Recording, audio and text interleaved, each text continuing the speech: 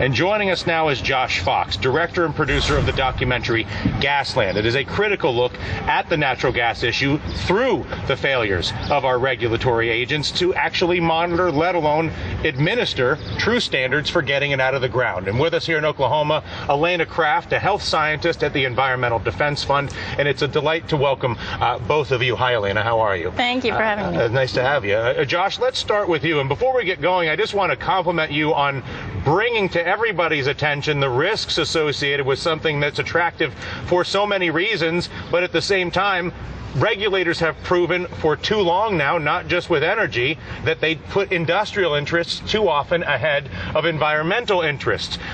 There's no contest that there are issues with hydraulic fracture drilling. My question is, in your reporting, in your journalism, have you found any mechanism or any techniques that could be administered and tested, in your view, that could do it safely? No, and the point here is not that we have to get off of fossil fuels altogether, and natural gas is a fossil fuel.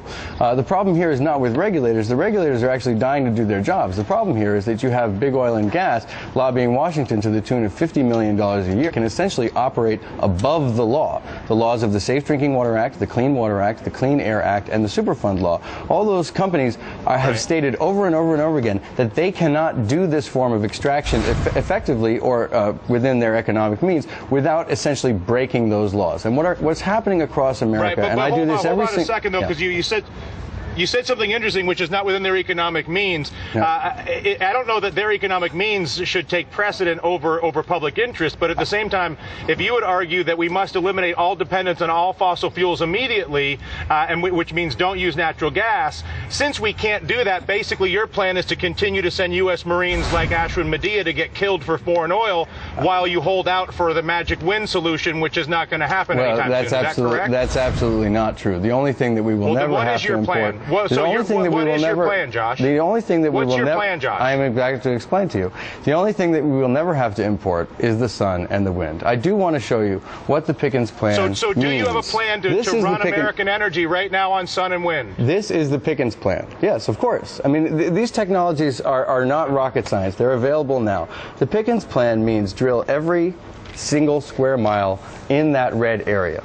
And what I have seen from the beginnings of this hydraulic fracture development are hundreds of thousands of Americans who are up in arms about the toxic poisoning, about the loss of the character of their basic area, about their civil rights being overthrown, about the water and air contamination that happens when you do hydraulic fracturing. Yeah. Hydraulic fracturing is not a panacea.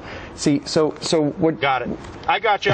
Let me I have another guest, Josh, okay. If you don't mind. I only got a couple of minutes. If you don't mind, I would love to get Elena a chance just to say a couple of words. Of course. He says it's basically completely impossible to get any fossil fuel out of the ground or natural gas safely in any way, shape, or form. Is that correct? Well, I mean, from our perspective, there are risks associated with any natural resource. And at Environmental Defense Fund, I think that we are realists and we realize that natural gas is part of a diverse energy portfolio. What we are concerned about is that regulations are not in place to effectively protect the public. So that's my question. Yes. And what I'm trying to get at is, there has to be a way that we could apply a tremendous amount of public pressure to regulators to raise the standards. There is, and we do need to apply that pressure. And I think that, there are some certain criteria that need to be addressed, namely well construction, air emissions associated with oil and gas drilling, and then what to do with the produced water once it is extracted. And are there answers to those questions, I guess, is my question. Yes. And because Josh says the answer is no. Well, what I was saying is actually... We are working on those issues. Hold on one second, Josh. We are working on those issues. We have been working on those issues. The problem is that we need more industry support. We need industry to recognize that the public has legitimate, valid concerns, and that if we work together, we can help solve some of these things. Air emissions, for instance. There are things that we can do to capture vapors from the storage tanks that have been a problem in the Barnett Shale area. So some of these problems can be solved? These problems, yes, can be solved. So if people decide that they want to solve them instead of fight over them, that's possible. Is that correct? That's usually much more effective.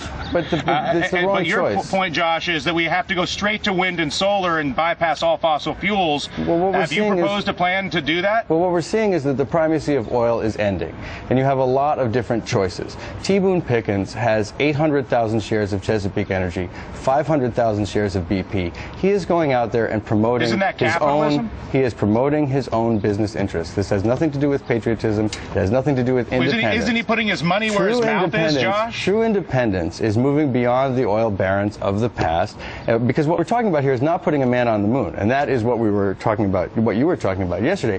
What you're talking about is not changing the model. The model is still we are dependent on huge extractive energy industry from fossil fuels. We have to move beyond that. Every scientist looking at climate change says we have to have zero carbon emissions. Zero carbon emissions means no more developing of fossil fuels. Besides which, it doesn't even work economically, because as you said earlier in this segment, you cannot separate energy from the rest of the economy that is happening all around it. If you were to drill every single square inch of this map, basically what you have is natural gas in those areas and no other economy. It's devastating to real estate, it's devastating to tourism, it's devastating to the basic character of those areas. You'd be living in a toxic drilling zone. And this seems to be fine with T. Boone Pickens, but it is not a solution. It's not a viable Josh, I'm running solution. out of time. I'm running out of time, Josh. Okay. I get it. You believe that natural gas will ruin the universe and cannot be solved. I don't believe that you should be trivializing my position in that way, because you're trivializing the millions of people who live in that target drilling zone. The choice is not simply between oil and natural gas. The choices I'm sorry, are Josh, bound. I gotta go. I got James Cameron waiting. I got too much going on. I don't have to. You want to make a speech, put it on YouTube. I want to have a conversation to solve the problem with you. I'm not looking to get a propaganda speech from you any more than I am from Boone Pickens or anybody else. Up next here, however, our